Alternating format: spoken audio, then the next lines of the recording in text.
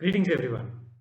Taking the story forward from episode 7, we'll continue to unearth the nitty gritties of ambitious commitments by corporates towards neutralizing emissions. If you haven't watched that episode yet, I'll put a link to it along with this post. Do take a look.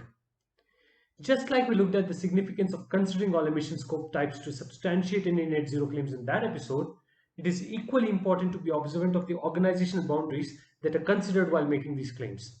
Let's jump into episode 8.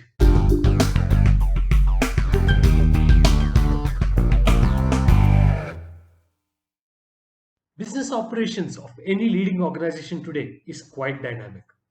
From running core activities across various geographies to a range of diversified business lines to the mix of departments in a typical organization.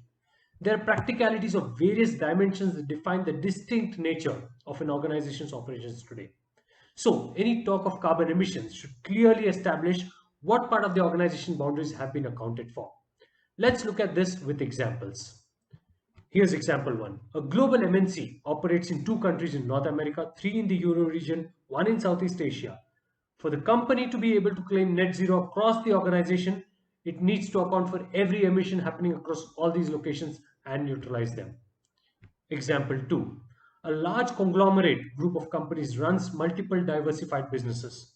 For the group to claim net zero, it must consider all the businesses under it and see to it that each of them has accounted for emissions and ways to neutralize them. Jumping into example 3. A large company constitutes of multiple departments with each department having teams across multiple physical locations. For the net zero claim across the company, it must consider the operations of all departments across all sites. Clearly, there could be exceptions to this approach, and these are acceptable only if they have been explicitly mentioned along with the net zero claim. Maintaining transparency is the call of the day. That's a wrap on this episode of SAS 360 Bytes. We'll see each other again in a week's time. Till then, take care, stay safe.